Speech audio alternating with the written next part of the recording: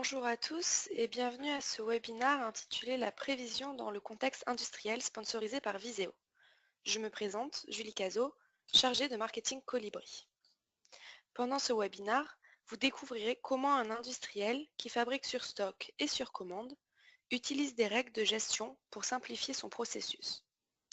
Basé sur un cas d'usage, nous verrons les principaux gains de Colibri. Comme vous pouvez le voir à l'écran, le déroulé de la présentation sera le suivant.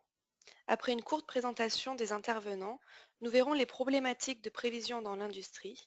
Nous aborderons également la question des impacts et gains de la performance des prévisions, en discutant des bonnes pratiques de travail. Enfin, nous ferons une démonstration de Colibri et présenterons les valeurs de l'outil. Nous conclurons avec des questions-réponses. D'ailleurs, à ce propos, n'hésitez pas à utiliser la fonction questions dans la console sur votre écran. Nous y répondrons en fin de présentation. Avant de commencer, je vais donc vous présenter nos intervenants. Nicolas Comar est le directeur du business développement pour Viséo en Asie. Il a plus de 15 ans d'expérience dans l'organisation et l'optimisation de la supply chain dans les secteurs retail et industrie. C'est un expert en gestion de la demande, prévision de vente, SNOP et système ERP. Jusqu'en 2014, il était directeur des activités supply chain pour le groupe Viséo. Nicolas est aussi le directeur général de Colibri. Quant à Mehdi Karab, c'est l'expert produit Colibri. Quand Viséo a décidé de se lancer dans l'édition de son propre outil de prévision de vente, Mehdi a porté la conception fonctionnelle de la solution jusqu'à sa première version commerciale. Il est aujourd'hui en charge de porter cette nouvelle offre en France et de mettre en œuvre les futures fonctionnalités. Je vais maintenant laisser la parole à Mehdi. Merci Julie, bonjour à tous et merci de nous avoir rejoints dans notre webinaire. Alors notre objectif aujourd'hui de cette session, ça va être de se focaliser sur les problématiques de prévision dans le milieu industriel. Bien sûr, nous n'avons pas la prétention d'aborder toutes les problématiques, un webinaire ne serait pas suffisant, mais finalement, fort de notre expérience, de partager avec vous les problématiques récurrentes que l'on rencontre lorsque l'on souhaite implémenter un outil de prévision dans le milieu de l'industrie et quels sont les points finalement bloquants ou les points problématiques qu'on rencontre à chaque projet. Alors, sans rentrer dans le détail, mais aujourd'hui, tous les industriels français et internationaux se heurtent notamment à une gamification de leurs produits. Aujourd'hui, quel que soit finalement le secteur, les marchés changent et le besoin de s'adapter aux attentes des clients est fort. Et donc, chaque industriel va avoir tendance à diversifier ses produits. Donc, cette large gamme de produits se décline notamment avec un grand nombre de références de produits. Alors, pour vous donner aussi quelques éléments de comparaison et d'informations que rencontrent nos clients, nous avons des industriels qui ont aujourd'hui des produits qui sont de l'ordre du millier de produits, mais cela peut aller jusqu'à des dizaines de milliers de produits. Ceci est d'autant plus vrai quand on pense à la déclinaison des produits en couleur, en diversification, en taille. Donc cette profusion d'articles aujourd'hui est souvent une première problématique en termes de volumétrie pour faire des prévisions. Ensuite, il est également difficile de gérer un gros volume de produits quand on souhaite faire des prévisions, puisqu'on a souvent la volonté initiale de faire des prévisions sur tous les produits, de se dire, bah voilà, dans mon catalogue produit, tous mes produits doivent avoir une prévision, ce qui n'est pas tout le temps vrai. Donc faire des prévisions sur tous ces produits, notamment avec des outils comme Excel, devient très problématique.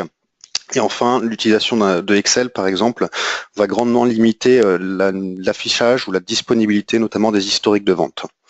Une autre problématique qui est toujours propre à cette dimension, cette profusion d'articles, c'est la typologie des articles. On peut parler de plusieurs milliers d'articles, mais au final, chaque article aura son propre cycle de vie, sa propre typologie de produit. Donc pour cela, ce que l'on recommande souvent à nos clients, c'est de différencier ces statuts de produits. Donc il y a un premier niveau qui peut être fait avec ce qu'on appelle le cycle de vie du produit. Donc différencier les statuts des produits, les produits lancement, les produits en croisière et les produits fin de vie. Donc déjà, finalement, si on prend le prisme des produits, on peut trouver des angles de segmentation de ces produits, donc par cycle de vie. Nous avons également les comportements de chacun de ces produits. Donc des produits en lancement, en croisière ou en fin de vie pourront se comporter de manière différente également. Donc pour cela, nous recommandons généralement de définir, de segmenter les produits par typologie. Donc par exemple, les produits qui sont erratiques, les produits qui sont très erratiques, les produits stables. Et souvent, une grosse problématique que rencontrent nos clients et les industriels en général, c'est finalement cette catégorisation de produits, elle est très difficile à faire. Donc ça, c'est également une problématique que nous allons adresser, c'est cette catégorisation de produits. Également, quelque chose qui est plutôt propre à la production et à l'industrie, c'est les différentes stratégies de production. Nous avons, en plus de ces typologies de produits, en plus de cette gamification de produits, des stratégies de production qui peuvent être différentes. Je pense notamment à aux produits qui sont dits make to stock, donc des produits généralement réguliers, à mettre en parallèle avec les produits, au contraire, qui sont en make to order, qui sont plutôt à la commande ou à l'affaire. Et enfin, une des autres problématiques que l'on rencontre, qui est vraie dans l'industrie, mais également dans beaucoup de secteurs, c'est la dispersion de l'information. Aujourd'hui, quand on souhaite mettre en place un processus de prévision dans une société, on se rend compte que beaucoup d'acteurs de différents services disposent d'une information parcellaire. Et je vais vous donner des exemples très concrets, par exemple sur la dimension pour tous nos clients qui sont en make to order ou qui ont des notions de marché ou d'affaires. Souvent, c'est une information qui est détenue par les commerciaux. De même, tout ce qui va être lancement de nouveaux produits ou fin de vie des produits, c'est souvent une décision qui est prise conjointement entre le marketing et la recherche et développement. Et finalement, la direction supply chain n'est pas forcément impliquée dans ces choix. Donc souvent, ce que l'on se rend compte, c'est que la prévision, elle est faite de manière indépendante et en silo, et les acteurs ne communiquent pas. Donc finalement, ces 4 grands points sont ceux qu'on va aborder dans nos webinaires et sont les problématiques que l'on rencontre régulièrement dans le milieu de la prévision en secteur industriel. Quels sont les impacts des prévisions? Donc l'idée de ce webinaire, c'est aussi de montrer l'impact aussi bien financier que qualitatif des prévisions des ventes.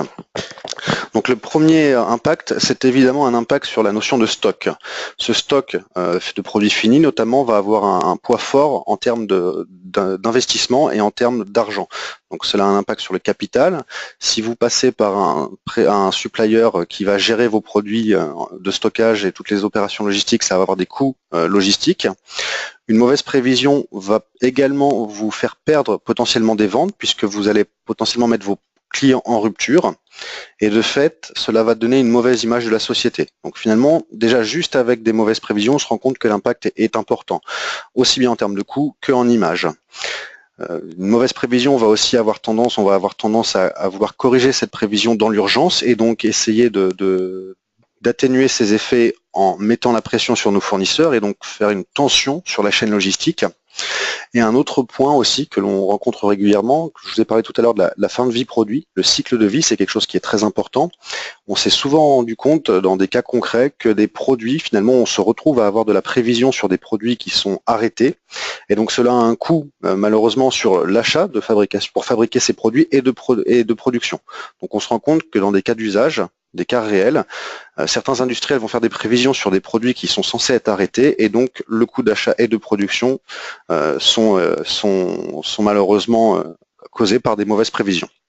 Alors, essayer de dégager des raisons de toutes les causes des mauvaises prévisions serait un peu compliqué, mais ce que l'on se rend compte aujourd'hui, c'est que les prévisions sont souvent mauvaises liées à plusieurs facteurs. Tout d'abord, l'information qui est parcellaire et inexacte entre les différents acteurs. Donc, je vous ai parlé tout à l'heure de collaboration entre le service marketing, recherche et développement ou commercial. Donc, on se rend compte que souvent l'information de vente ou de prévision est très très fragmentée dans l'entreprise. Également un manque de transparence dans la supply chain, que ce soit la supply chain amont ou aval, on se rend bien compte qu'il y a peu d'échanges d'informations entre ses fournisseurs et nos clients. Et enfin, chaque acteur au sein de l'entreprise va avoir bien sûr des objectifs qui seront différents, et donc cela n'aide pas à avoir une bonne prévision. Donc là maintenant, si vous le voulez bien, je vais laisser la parole à Nicolas Comard qui va vous expliquer quels sont les gains que l'on peut tirer d'une amélioration de la prévision. Bonjour à tous,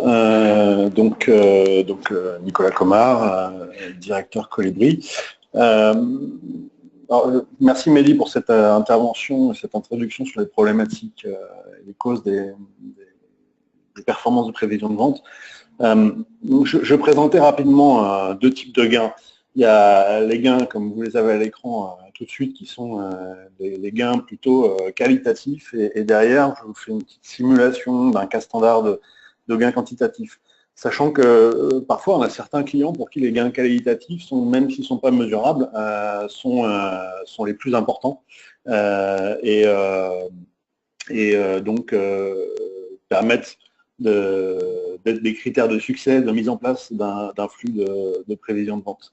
Donc, Alors, bien sûr, on va avoir des points sur ce qui est réduction des stocks.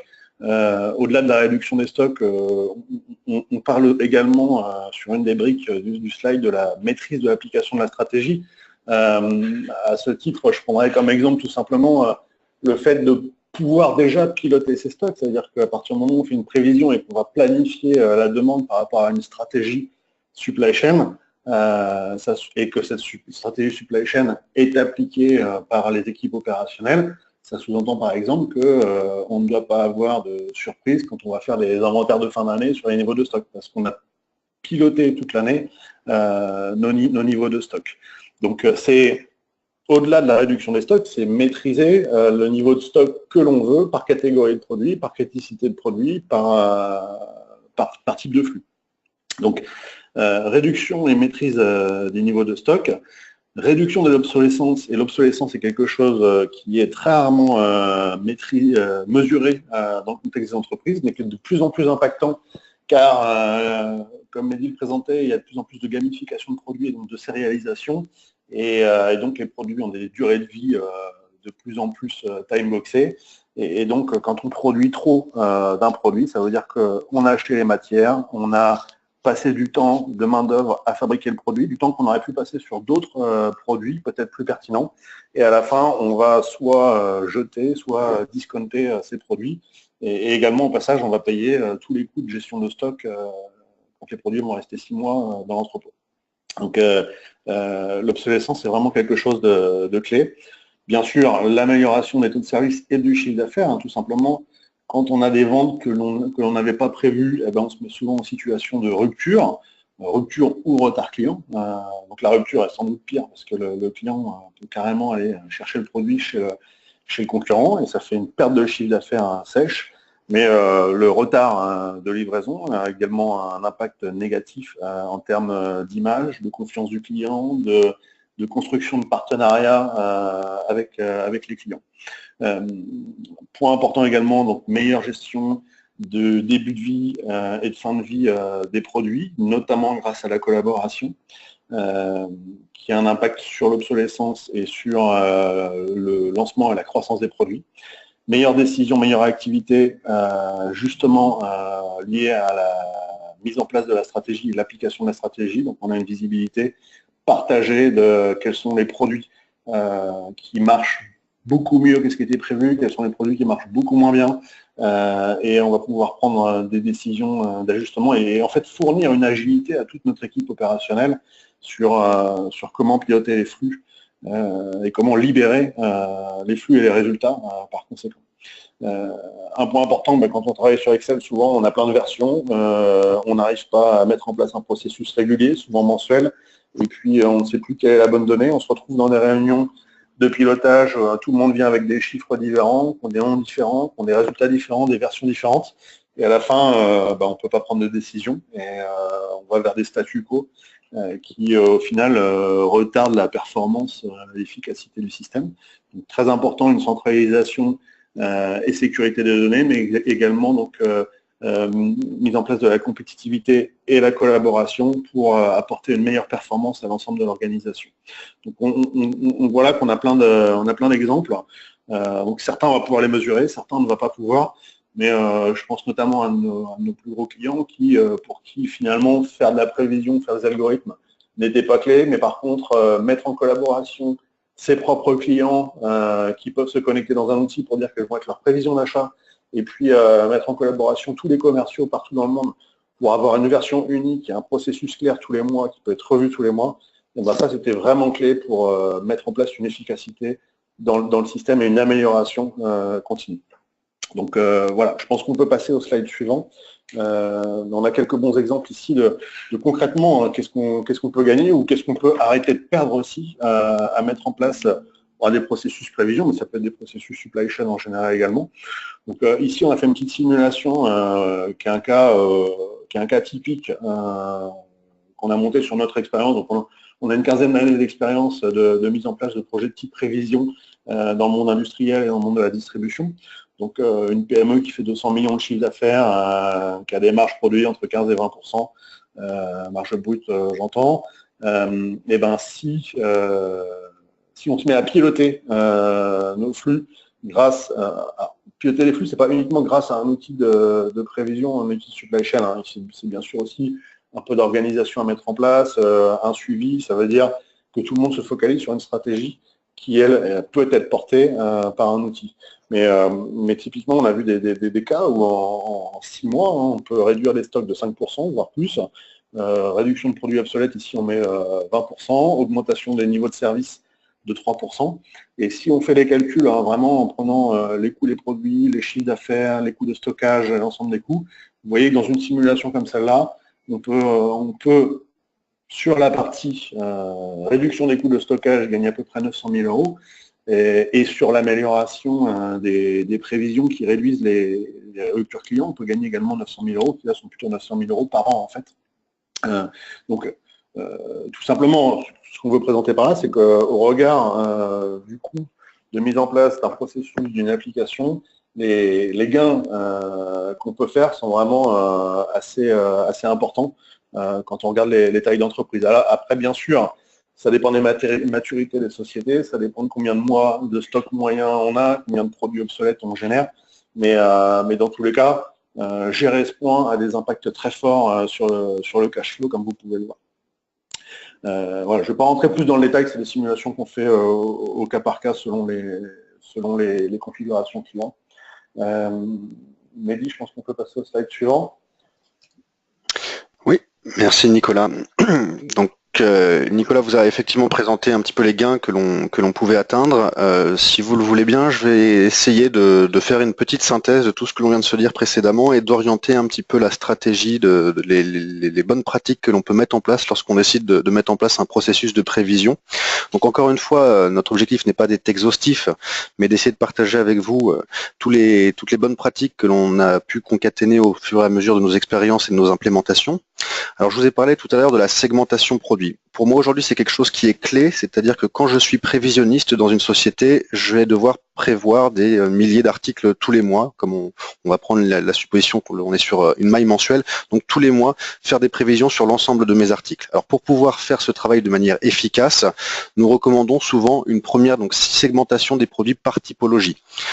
Pourquoi par typologie? Et je vais définir un petit peu cela, c'est que comme Colibri et comme tous les outils de prévision, vous permettent de faire des calculs de prévision statistique, c'est-à-dire de calculer une prévision dans le futur sur la base des historiques.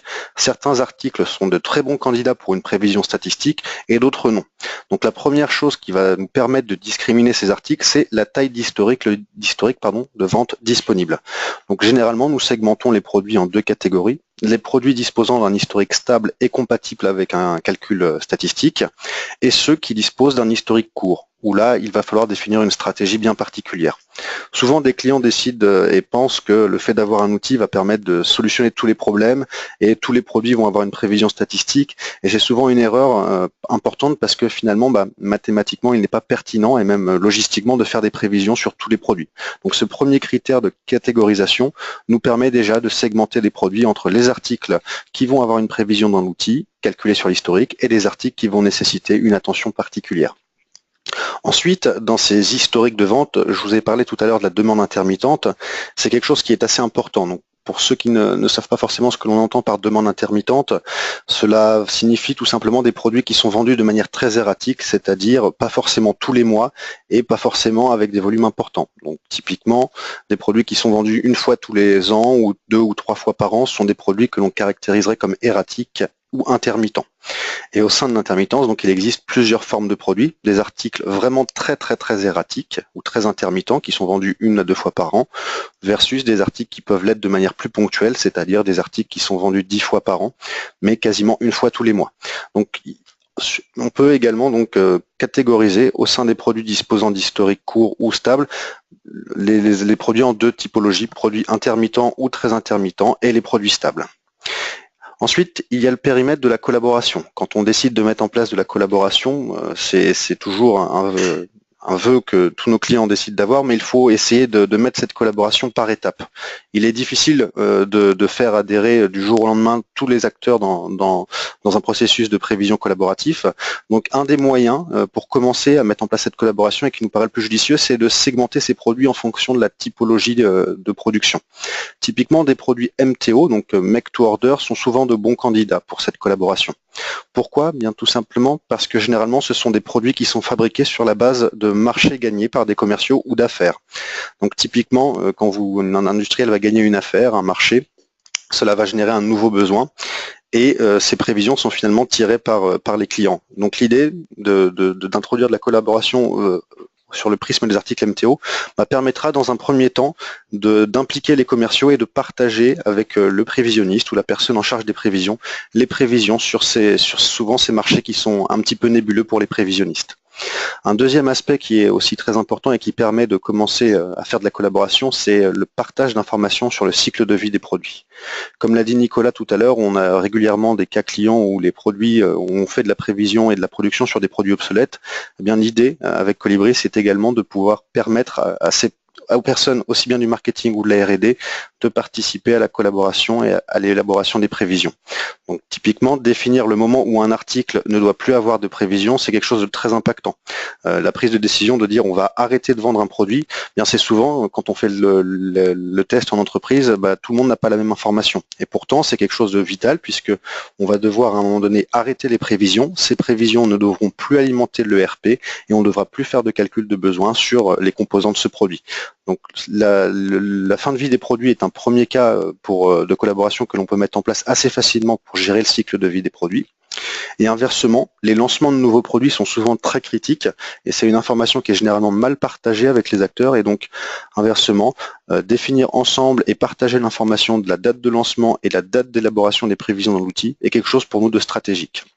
Donc voilà, via ces quelques petites clés d'entrée, on peut facilement commencer à faire de la collaboration dans un outil. Et enfin, je terminerai cette slide sur quelque chose qui est à mes yeux vital, c'est le travail par exception. Aujourd'hui, faire des prévisions, dans Excel notamment, c'est quelque chose de très lourd, aussi bien en termes de temps et de processus, puisque vous devez travailler sur l'ensemble des produits. Notre idée avec un outil comme Colibri, c'est de se focaliser sur les exceptions et de ne travailler donc que sur les écarts. Et pour cela, avant même de mettre en place l'outil, c'est déjà définir ensemble quelles sont les règles qui vont devoir être écrites pour définir le besoin d'une intervention humaine ou non. Donc par exemple, j'ai 3 exemples que je vous montrerai dans Colibri. Définir les seuils pour que des produits soient jugés ayant des historiques anormaux ou non. Cela va permettre plusieurs choses, mais lorsqu'un utilisateur va faire une revue d'historique, il n'aura à se focaliser que sur les articles qui sont détectés par le système. Mais donc avant, il faut bien définir quelles sont les règles pour définir ces produits. De même, on va pouvoir définir des seuils de fiabilité. Aujourd'hui, je vous ai dit qu'on avait une profusion d'articles qui est très complexe dans l'industrie. Donc l'idée aussi, c'est de se dire qu'on ne va pas travailler en binaire. Un article qui aura une fiabilité de 60%, dans certains cas, en fonction de l'article, ce sera une bonne prévision et dans d'autres cas, une mauvaise prévision. Donc c'est définir aussi cette grille de lecture de ce qu'on appelle la fiabilité et ensuite de créer ces grilles de lecture dans Colibri. Et enfin, bien évidemment, ne pas travailler la prévision sur tous les articles, mais par exemple de se focaliser, de définir des règles pour détecter les articles sur lesquels l'intervention du prévisionniste est nécessaire et au contraire, tous les articles qui ne dépassent pas ces critères sont gérés par le système en automatique. Donc ce que l'on peut faire dans notre outil, c'est définir des écarts, par exemple, entre vente passée et prévision et ainsi mettre des seuils. Si l'écart est plus de 10%, je souhaite être alerté et je veux revoir la prévision. Donc voilà un petit peu les bonnes pratiques que l'on généralement commence à mettre au moment de l'implémentation de Colibri. Et si vous le voulez bien, je vais passer rapidement à une démonstration produit. Donc l'objectif de cette démonstration, c'est de se positionner dans le cas d'une industrie qui fabrique des prévisions sur des produits finis. Je vais jouer le rôle de prévisionniste central. Mon entreprise dispose de différents produits avec différentes typologies, que ce soit du MTO ou du MTS. Nous avons également une répartition par commerciaux de nos clients, donc notre entreprise vend sur différents canaux de distribution et chaque client est rattaché à un commercial et ces produits sont vendus au travers de l'Europe. Donc pour illustrer ce cas d'utilisation, je vais faire un focus sur 4 étapes. La première, ça va être la revue des ventes passées et vous montrer comment un outil comme Colibri peut aider à la détection des historiques un peu erratiques ou anormaux et donc permettre aux provisionnistes de se focaliser sur les problématiques. Dans un deuxième temps, je vais vous montrer comment est-ce qu'un outil comme Colibri vous permet de faire de la simulation de prévision et également de catégoriser les produits pour pouvoir prendre des actions rapidement. Je vous parlais de la collaboration, c'est quelque chose qui est au cœur de Colibri, donc je vous montrerai également un flux de collaboration entre le prévisionniste qui va pouvoir demander à des commerciaux de l'éclairer un petit peu sur les besoins de ses clients, et enfin vous montrer comment est-ce qu'on peut arbitrer une prévision dans Colibri pour pouvoir valider le plan de prévision. Donc sans plus attendre, je vais passer directement à la démonstration de l'outil. Donc Colibri est un outil qui est 100% web, donc pour s'y connecter, il suffit d'avoir une connexion Internet et un navigateur compatible. Alors un tout petit point de présentation avant de rentrer dans mon exemple. Colibri se décline sous forme de dimensions. On a une notion qui est très importante, ce sont les dimensions, et ces dimensions vont réellement permettre à l'utilisateur de se focaliser sur les écarts et de travailler aussi bien à un niveau macro et pouvoir faire un zoom à un niveau détaillé ou inversement. Très rapidement, vous voyez sur mon écran, sur la partie gauche, je dispose de deux barres qui correspondent ici à deux dimensions. Ces dimensions sont généralement définies avec le client en début de projet et on fait cette modélisation conjointement avec le client. Chaque dimension va pouvoir disposer de niveaux agrégés, donc va nous permettre de synthétiser l'information et d'agréger cette information. Un exemple très simple, sur ma dimension produit, eh bien, mon niveau le plus fin correspond à mes références produits, mes différents articles. Je vais pouvoir agréger ces produits par famille de produits et ainsi avoir une vision consolidée, ou enfin agréger tout produit confondu et avoir une vision très très macro. Donc juste pour vous montrer un exemple d'utilisation, on va pouvoir dans Colibri décider d'afficher une famille de produits et les ventes sur un pays complet. Et donc ce que va faire l'outil, c'est agréger les ventes de mon produit, de mes produits appartenant à ma famille 1 et ainsi me sommer les données. Donc là ce dont je dispose, ce sont les ventes passées, mes ventes réelles de tous mes produits dans mon pays France. Alors je vous parlais de travail par écart et par alerte. Colibri vous aide à détecter en fait les historiques de vente qui semblent anormaux. Alors graphiquement, ça ne saute peut-être pas aux yeux, mais vous voyez ici que j'ai des petits points blancs qui sont apparus sur mon graphique. L'idée que Colibri va vous aider à détecter les ventes anormales en se basant sur la tendance, la moyenne des historiques de vente, et va vous mettre en valeur ces points. Donc là, graphiquement, on pourrait penser que c'est de la saisonnalité. Et en fait, si on se focalise un petit peu dessus, on se rend compte qu'en février 2014, j'avais un pic de vente. En janvier 2015, un pic. Et en janvier 2016, un pic. J'ai donc eu un décalage de vente. Donc l'outil permet de graphiquement mettre en avant ces erreurs. L'idée derrière, c'est que le prévisionniste ou le responsable va pouvoir venir nettoyer ces historiques de vente directement dans l'outil en faisant un simple glisser-déposer. Je vous parlais de travailler à différents niveaux aussi. Je suis à un niveau famille de produits qui peut regrouper potentiellement beaucoup d'articles au sein de ma famille. Dans Colibri, nous avons la possibilité d'afficher le détail finalement, la répartition par article. Ainsi, je peux voir que ma famille 1 est composée de 3 articles et que 73% des ventes de cette famille est portée par un seul article. Et donc facilement, je peux dans Colibri faire un focus sur l'article le plus important de ma famille. Je clique dessus et l'outil va automatiquement me descendre d'un niveau et m'afficher une vue plus détaillée, et cela correspondra ici aux ventes uniquement de mon article. Donc l'idée d'un outil comme Colibri, c'est vraiment de permettre de travailler à une vision macro, et si besoin, de faire ce que l'on appelle une analyse descendante, ou un drill down en anglais, et ainsi se focaliser sur l'article ou les articles qui ont été en erreur. Enfin, pour terminer cet exemple sur la revue des historiques, quand je vous parlais tout à l'heure d'industriels qui ont beaucoup d'articles, tous les mois, bien évidemment, le prévisionniste ne va pas revoir chaque article à la main. Il est tout à fait possible pour l'utilisateur dans Colibri de créer ses propres listes d'alertes. Donc par exemple, ici, pour le bien de ce webinaire, j'ai créé une liste historique à nettoyer qui va tout simplement et automatiquement me mettre à disposition les articles qui nécessiteraient une intervention humaine, c'est-à-dire des articles qui ont des ventes qui semblent un petit peu aberrantes. Inversement, je vous parlais tout à l'heure des articles erratiques, c'est quelque chose de très difficile à catégoriser et généralement dans l'ERP on n'a pas forcément d'informations liées aux articles pour définir qu'ils sont erratiques ou non. Et bien dans Colibri on va pouvoir créer soi-même, l'utilisateur va pouvoir créer soi-même ces filtres pour définir ce qui doit être ou non un produit erratique. Et donc là par exemple, dans ma liste produit erratique, je n'ai qu'un seul article qui est remonté. Et si je l'affiche, comme vous pouvez le voir, finalement ce produit est vendu 4 ou 5 fois uniquement par an. Donc ces filtres sont complètement dynamiques et à la création, c'est l'utilisateur qui les paramètre. Et le gros avantage, c'est que c'est quelque chose de dynamique, c'est-à-dire qu'un produit qui peut avoir un début de vie erratique et finalement se stabilise après, va automatiquement sortir des filtres. Donc finalement, avec une mécanique de travail par exception et une analyse descendante sur la hiérarchie produit, travailler à un niveau famille puis descendre l'article, on permet vraiment de gagner en efficacité et ne pas passer trop de temps sur des articles inutiles. Je vous parlais également tout à l'heure de la simulation de prévision. Donc je vais vous montrer rapidement un écran dans Colibri et comment est-ce que l'on va pouvoir faire de la simulation de prévision pour choisir une méthode de prévision. Nos clients ne sont bien évidemment pas statisticiens et avec Colibri, on met à portée de tous les prévisions statistiques. Là, je vous montre un exemple très très simple qui est celui d'un produit vendu chez un client. Je dispose des historiques en rouge.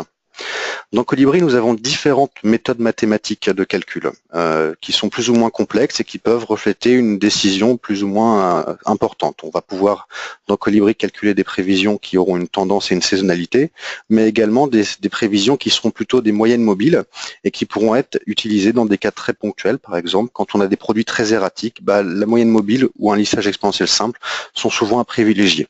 Donc, je voulais juste vous montrer la possibilité dans Colibri de faire de la simulation et de tester différents scénarios. Donc, par exemple, je choisis un modèle qui s'appelle BestFit Auto, qui lui est complètement automatique, c'est-à-dire que l'outil va choisir automatiquement le meilleur modèle parmi tous ceux disponibles en fonction de mes historiques. Donc, je clique sur le petit bouton simuler. Et là, Colibri me fait une simulation de prévision.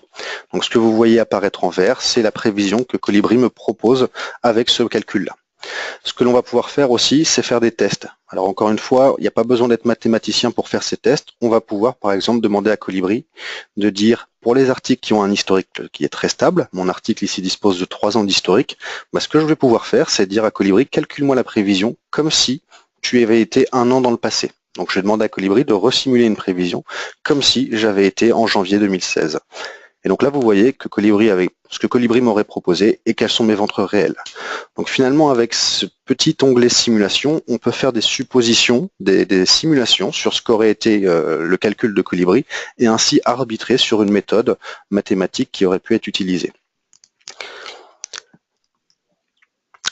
Ensuite, dans le troisième cas de figure que je voulais vous présenter, c'était de se dire, voilà, Colibri va vous proposer des prévisions statistiques, donc c'est une base de travail, mais comment est-ce que l'on peut intégrer de la collaboration pour éclairer la prévision dans Colibri et demander ponctuellement à des acteurs de venir dans l'outil. Donc si vous le permettez, je vais juste changer d'écran. Donc je passe dans un écran que l'on appelle plan de prévision. Celui-ci va m'afficher plusieurs informations, donc mon historique de vente, ma prévision calculée par le système, en vert foncé, ma prévision qui avait été validée le mois précédent, et par exemple ici le carnet de commandes. Donc ce que je vais pouvoir faire en tant que prévisionniste central, c'est ajuster moi-même cette prévision, donc manuellement, ou graphiquement, ou alors, donc dans le cas de mon exemple, je peux afficher les typologies de mon article, et je me rends compte en cliquant sur le petit article que finalement mon article il est de type MTO, donc je vais pouvoir demander par exemple à un de mes commerciaux de venir dans l'outil et mettre à jour la prévision. Donc je choisis pour cela mon collaborateur commercial, je mets une date d'échéance et je lui envoie un commentaire. Donc via cette petite saisie, mon collaborateur va recevoir un mail automatiquement, va être alerté et va pouvoir mettre à jour la prévision. Donc le mail qui va être envoyé automatiquement sur mon collaborateur, il va pouvoir cliquer directement sur ce mail et être emmené dans la page Colibri correspondante. Donc juste pour vous illustrer cela, je vais me connecter maintenant avec un compte qui est plutôt un profil commercial. Ce dernier a accès à beaucoup moins d'écrans, juste à un seul écran, plan de prévision. Et il va pouvoir mettre à jour la prévision de l'article et du client demandé. Donc là, typiquement, dans ma simulation, ce que je fais, c'est que je demande à un commercial de venir dans l'outil, mettre à jour la prévision sur un produit et un client donné. Donc là, mon commercial va pouvoir, par exemple, saisir en masse sa prévision et dire, voilà, je pense que ça va plutôt être 20% que ce que l'outil a proposé et mettre un commentaire ici et valider ces données. Comme nous sommes dans un outil qui est 100% web, les données sont mises à jour en temps réel, c'est-à-dire qu'elles sont partagées par tous, disponibles à tout moment et consultables n'importe où dans le monde. Donc là, vous voyez, j'ai enregistré ma prévision que mon commercial m'a proposée. Et si je reviens sur mon compte prévisionniste central et que je rafraîchis les données, une nouvelle ligne va apparaître, que vous voyez ici en orange, et qui est en fait la prévision que mon collaborateur me propose. Donc encore une fois, dans Colibri, pour bien préciser, on est vraiment sur un mode collaboratif. Alors c'est-à-dire que ce n'est pas parce qu'un collaborateur commercial a rentré une prévision que c'est forcément la prévision que le système va prendre en compte. Nous sommes plutôt dans une logique de consultation et n'importe qui va pouvoir donner un avis sur les prévisions. Et nous avons une étape supplémentaire que je vais vous présenter juste après qui s'appelle le consensus et qui va permettre de valider ou non la prévision que mon collaborateur a fait. Mais l'idée, c'est que nous pouvons demander à beaucoup d'interlocuteurs un input sur la prévision et c'est réellement un arbitrage qui devrait être fait pour prendre en compte ou non cette prévision. Souvent nos clients nous disent ah non j'ai peur de donner accès à mes commerciaux sur les prévisions, ils vont faire n'importe quoi. Mais avec ce mode de travail, l'avantage c'est vraiment le responsable des prévisions qui va pouvoir arbitrer. Donc je vais changer l'écran et passer sur l'écran consensus et là c'était le dernier exemple que je souhaitais partager avec vous, c'est comment valider une prévision. Donc je vais juste rafraîchir mes données pour pouvoir avoir mes données de mon commercial.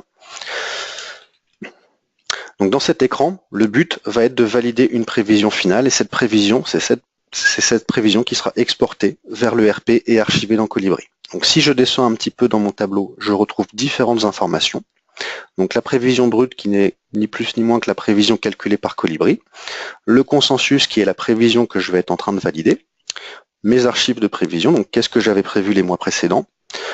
Je peux importer également d'autres informations qui peuvent m'être utiles dans Colibri, donc par exemple mon budget et mon carnet de commandes. Et enfin, je retrouve en bas la contribution de mon collaborateur commercial. Donc là, ce que je dois faire en tant que responsable des prévisions, ça va être définir une prévision validée et finale. Donc ce qu'il est possible de faire, vu que je sais que cet article est un article MTO, je vais par exemple pouvoir dire finalement sur les 3 premiers mois ou les 2 premiers mois pour lesquels je dispose d'un carnet de commandes, je veux que ma prévision soit rigoureusement égale à mon carnet de commandes. Finalement, mon client me donne de la visibilité sur ses prévisions, enfin sur ses commandes fermes, donc sur mon horizon où j'ai cette information, je vais pouvoir prendre en compte cette donnée. Et donc définir sur janvier-février mon plan de prévision, bien finalement je veux qu'il soit égal au carnet de commandes que mon client m'a transmis. Donc une fois cela fait, l'information apparaît en vert. Par contre, sur un horizon plus lointain, mars, avril, mai, finalement mon client ne me donne pas de visibilité, c'est plutôt le commercial qui via ses différentes visites et discussions a l'information. Et donc là, je vais pouvoir dire, par exemple, pour mars, avril et mai, je vais prendre la prévision de mon collaborateur commercial et je vais valider. Et de ce fait, en quelques clics, vous avez construit un plan de prévision qui va tenir compte finalement à très court terme sur les 2 premiers mois d'une information qui est quasiment sûre, qui est le carnet de commandes, à moyen terme d'une information qui est reçue de manière collaborative par un commercial, et enfin sur le reste de l'horizon, là où j'ai peu de visibilité, je peux laisser la prévision de Colibri, donc cela apparaît en gris, et cela signifie que je fais confiance au calcul de Colibri, et je laisse cette prévision telle qu'elle. Donc finalement, via ce flux de validation, on a pu construire un plan de prévision avec des données aussi bien importées, comme le carnet de commandes, que des saisies collaboratives dans l'outil. Alors voilà pour la démonstration de Colibri. Nicolas, je peux peut-être te proposer de te relaisser la main pour expliquer un petit peu plus en détail ce qu'est Colibri et comment s'organise notre offre. Oui, Mehdi, merci. Donc pour cette démonstration très complète. Donc alors, je vais simplement très rapidement vous expliquer du coup pourquoi on a créé Colibri. En fait, aujourd'hui, comme je lui ai présenté, moi je suis responsable du développement international en Asie et en même temps directeur de Colibri, mais j'ai créé la practice Supply Chain de Viséo dans laquelle on travaille à vendre, mettre en place, maintenir des solutions de supply chain pour nos clients. Et on a plusieurs clients régulièrement dans l'année qui nous appelaient en nous disant j'ai besoin d'une petite supply chain de prévision, d'approvisionnement, je veux une bonne pratique, quelque chose de simple, de pas très cher, qui puisse me remplacer Excel et puis qui puisse être rapidement efficace. Qu'est-ce que vous proposez? Et sur la plupart des outils standards du marché, on est toujours dans des situations où les tickets moyens d'entrée c'est 200 000 €, donc 100 000 € de licence, 100 000 € de service et 6 mois de projet. Et dans beaucoup de cas, donc ces types de clients-là qui avaient un besoin très, très clair, en fait, disaient bon, on va rester sur Excel parce que c'est trop long, c'est trop cher, on ne sait pas exactement ce qu'on veut. Et on est parti de là avec l'avènement du cloud pour dire on va créer une solution packagée, donc il y a une bonne pratique qui s'appelle Colibri. En gros, le message c'est simple et rapide. accessible à pas mal des budgets très cohérents. Aujourd'hui, on a 2 modules qui permettent de répondre à ces clients-là sur ces problématiques. Donc, on a le module Vision que Mehdi vient de nous présenter, qui est le module de prévision des ventes. Et on a le module Flow, donc qu'on a sorti au mois de janvier, qui est d'ailleurs pas mal demandé aujourd'hui, qui permet de faire donc la deuxième étape, c'est-à-dire comment, une fois que je connais mon besoin, que je connais mes stocks, que je connais mes commandes clients, comment j'approvisionne le plus efficacement possible avec priorisation en fonction des alertes réelles, que ce soit par un fournisseur interne, c'est-à-dire sur de la distribution, que ce soit un fournisseur externe, que ce soit même une distribution multiniveau. Donc on a ces 2 modules très forts pour l'ancrage, et après on a mis des options, parce que ce sont simplement des échanges qu'on a avec nos clients qui nous paraissaient évidents. Donc c'est une option BI qu'on appelle Smart Data, qui permet d'avoir une vision temps réel de croisement de données très smart, notamment sur des zones géographiques, des prévisions et des résultats. Et également une option Power. Alors comme je vous l'ai dit tout à l'heure, Colibri, on l'a conçu pour que ce soit un outil qui soit très accessible d'un point de vue budgétaire. On a certains clients qui du coup ont des très grosses volumétries, et pour les très grosses volumétries, il peut être nécessaire d'ajouter de la puissance sur les serveurs dans le cloud. Et donc on a une option pour ça, parce qu'il n'y a rien de pire qu'un outil qui pédale un petit peu. Et bien sûr, en fonction des volumétries et des croisements d'axes, il faut adapter la bonne puissance. Donc voilà le scope fonctionnel de Colibri aujourd'hui. Mehdi, je pense qu'on peut passer à l'étape suivante. Donc les valeurs que j'ai rapidement présentées et qui sont en rupture réellement avec les outils du marché qui sont là depuis 15, 20, 30 ans. Donc c'est d'abord accessible à tous les budgets. Toutes les estimations qu'on fait nous montrent qu'on est entre 3 et 5 fois moins cher qu'un outil moyen du marché. Je ne parle pas des plus chers, on peut être jusqu'à 10 ou 20 fois moins cher. Donc 3 à 5 fois moins cher, des bonnes pratiques déjà intégrées. Donc ça veut dire qu'on ne fait pas tout et n'importe quoi non plus. On a la volonté d'avoir un seul outil qu'on déploie partout dans le monde, mais une seule version. On ne va pas faire des spécifiques, on veut faire des projets rapides, des projets efficaces. Donc on ne répond pas à des cahiers des charges de 500 pages avec un Colibri. C'est un outil qu'on a voulu dès le début très collaboratif. Donc, bien sûr, on a les algorithmes que Mehdi a présentés qui sont les bonnes pratiques du marché. On a également le générateur de l'algorithme R embarqué dans l'outil. Mais on pense que réellement, avec la gamification des produits, avec des marchés qui sont de moins en moins mathématiquement prévisibles, finalement, la valeur ajoutée de l'agilité des équipes opérationnelles et des résultats de l'entreprise par rapport aux évolutions du marché, c'est les gens qui sont connectés avec le marché qui peuvent le sentir, qui peuvent le savoir. Ça veut dire que quand on dit collaboratif, ça veut dire que on peut demander à nos clients de se connecter dans Colibri pour donner leurs prévisions d'achat sur les prochains mois. On peut demander aux commerciaux, on peut demander au marketing, on peut demander à la supply chain. À partir du moment où ces gens ont accès sur les périmètres, on peut avoir une visibilité des résultats, des prévisions au niveau du board. Donc il y a un haut niveau de collaboration pour avoir une meilleure efficacité globale, avec un système breveté d'ailleurs sur la partie consensus, qui est une fois que la collaboration est faite, comment on prend la décision, comment le planificateur central qui fait foi prend la décision. Bien sûr, quand vous voulez un outil super collaboratif, il faut qu'il soit intuitif, ergonomique. Une formation sur Colibri, je crois que c'est une demi-journée à peu près aujourd'hui. Là encore, sur les standards du marché, on est plutôt sur 3 à 5 jours. Donc un outil qui a un côté un peu ludique et sur lequel la montée en compétence est très rapide. Disponible partout et tout le temps. Donc on est sur le cloud Azure. On est en 24/24, en 7 sur 7. On a des taux de service qui sont autour de 98-99%. Et on peut se connecter à peu près de tous les pays dans le monde. Il suffit d'avoir un navigateur web. Et enfin, on a un mode Jump and Start qui est la preuve par la preuve, tout simplement. C'est-à-dire qu'à partir du moment où on fait un workshop avec une société intéressée pour un outil tel que Colibri, on va imaginer la structure du flux sur un workshop de 2 heures. On va demander des données réelles.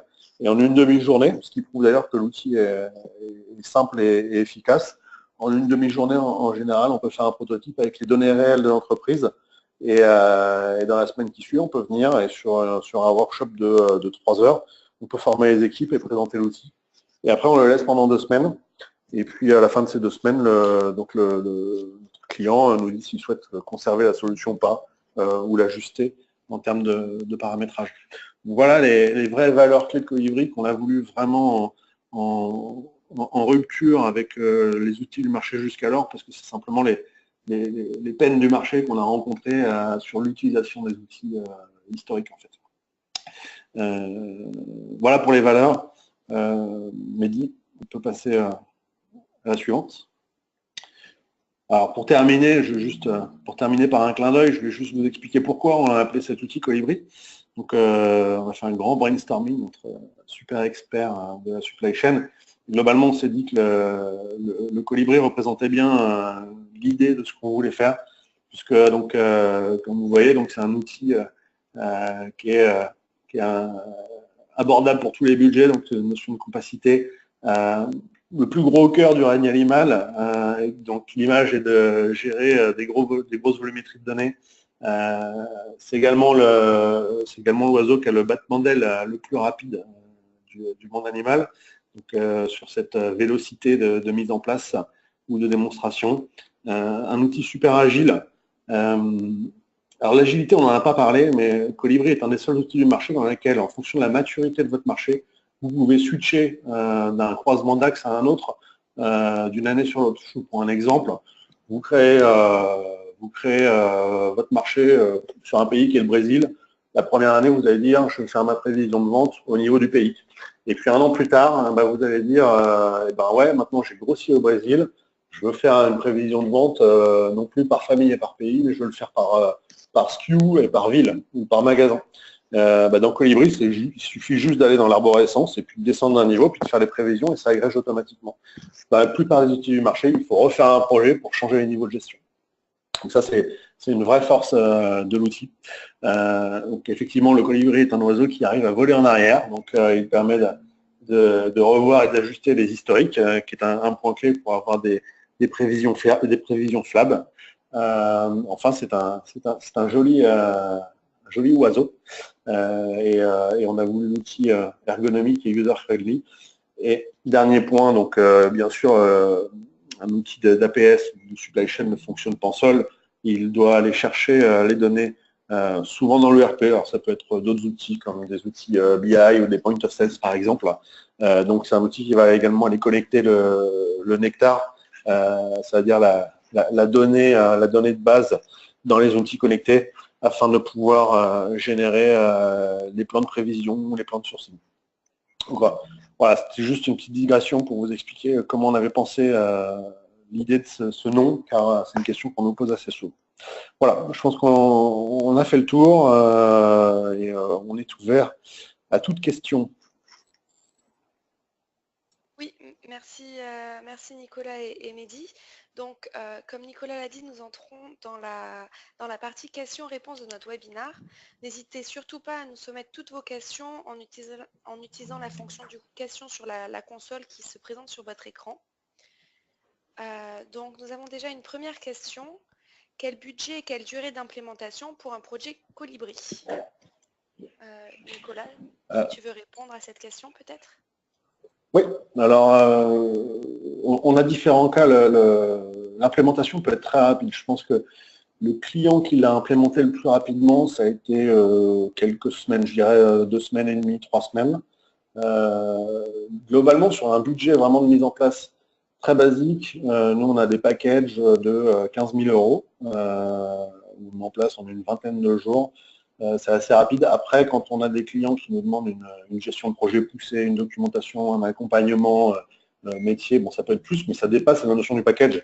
Mais vraiment sur une qualification simple et sur une méthodologie qui suit notre méthodologie, en 1 ou 2 mois et en un package de 15 000 €, on peut mettre en place. Là, encore une fois, par rapport à un benchmark sur d'autres outils du marché, en général, on est plutôt sur du 6 mois, voire 10 mois pour des processus simples. Après, les coûts des modules et des options associées vont varier. On est selon les cas, selon les types d'entreprises aussi, souvent entre du 1000 et du 4000 euros par mois. Donc ça dépend de la configuration.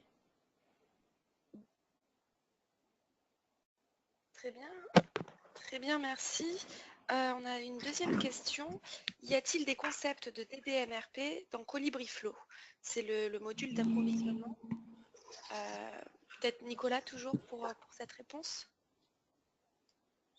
Oui, Julie, alors effectivement, on s'intéresse de près au DDMRP. Alors on n'est pas, aujourd'hui, on n'a pas fait le choix de rentrer dans une démarche full DDMRP pour la partie Colibri Flow.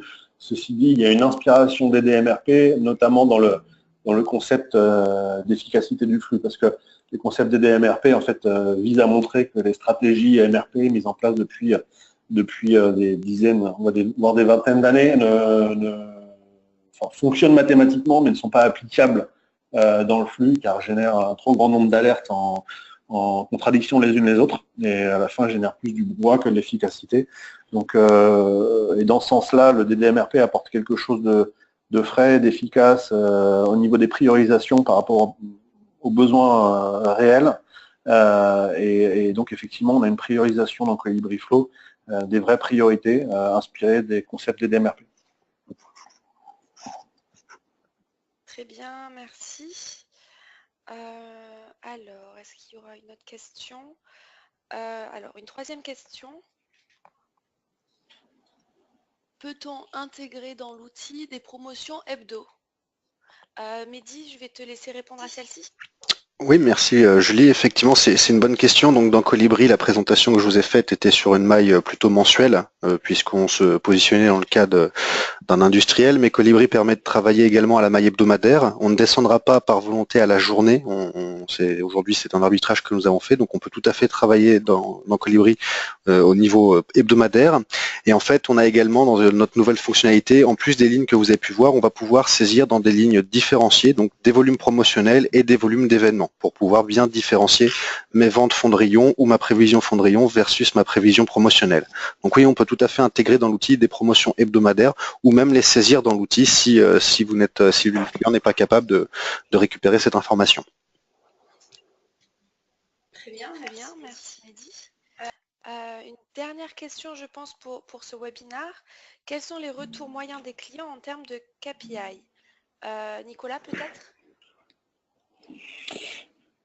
Oui, alors on a justement il y a quelques mois lancé une étude. Alors Colibri est un outil assez jeune, donc on n'a pas 100 clients qui ont des retours sur les 2 dernières années de KPI, mais on a des témoignages sur les gains, des témoignages sur les gains quantitatifs et qualitatifs de clients qui ont pu passer, alors je crois c'est de l'ordre de 70% de fiabilité des prévisions à 90% par exemple, donc des vrais impacts. Alors, la fiabilité des prévisions, pour ceux qui connaissent, c'est un indicateur, et derrière cet indicateur-là, mécaniquement, c'est réduction des stocks et amélioration des ventes par les taux de service. Donc voilà, les témoignages types vont sur ces ordres de grandeur-là. Souvent, on peut améliorer de 20% un KPI sur des valeurs de forecast accuracy. Après, on a des clients qui nous ont fait des retours sur une meilleure fiabilité des budgets, une meilleure efficacité car une meilleure communication entre les services, une meilleure visibilité des sales et des opérations, le fait de pouvoir avoir, notamment grâce au module Start Data, de nouveaux indicateurs pour piloter l'entreprise, une meilleure visibilité, pilotage du carnet de commandes par rapport aux prévisions également. Donc, bon, on a un certain nombre effectivement de retours quantitatifs et qualitatifs qui sont plutôt très positifs sur l'utilisation de l'outil. Très bien, merci Nicolas. On va conclure par une dernière question. Combien d'années historiques sont nécessaires pour utiliser l'outil? Mehdi, je te laisse répondre. Oui, merci Julie. Donc, combien d'années d'historique de vente? Alors, c'est une bonne question. Il y a plusieurs aspects à prendre en compte en fait. Dans Colibri, c'est pas réellement un élément limitant. On va clairement d'avoir 2, 3, 4 ans d'historique. C'est pas forcément quelque chose qui va jouer beaucoup sur la volumétrie. La bonne question à se poser, c'est plutôt quelle est la finalité des historiques que l'on veut prendre en compte. Souvent, les clients se confondent un petit peu l'outil Colibri avec un outil de BI où on veut avoir la totalité des historiques dans l'outil pour pouvoir y accéder à n'importe quel moment. Donc, c'est un peu le risque vu l'ergonomie de l'outil, de le confondre avec un outil de BI. Par contre, pour vraiment faire des prévisions dans l'outil, dans Colibri, et je dirais pour tirer le maximum profit des modèles mathématiques, idéalement, ça serait 2 ans d'historique, on va dire le minimum, pour pouvoir gérer de la saisonnalité. Puisque pour pouvoir après avoir de la saisonnalité par mois, il faut au moins 2 points de saisonnalité, c'est-à-dire 2 ans d'historique. 3 ans étant, on va dire, l'optimal. Au-delà de 3 ans, finalement, c'est un peu moins pertinent puisque plus l'historique est lointain, moins il aura un impact sur le court terme. Donc la vérité est entre 2 ans minimum et 3 ans. 3 ans, c'est vraiment l'optimal d'historique de vente. Merci Mehdi. C'était notre dernière question pour aujourd'hui. Donc, en conclusion et au nom de Viséo et toute l'équipe Colibri, nous tenons à vous remercier pour votre participation. Si vous avez des questions supplémentaires ou si vous souhaitez faire vos prochaines prévisions avec Colibri, contactez-nous. Vous avez nos coordonnées à l'écran. Nous vous enverrons bien sûr les slides de la présentation très prochainement. Encore merci à tous et bonne journée.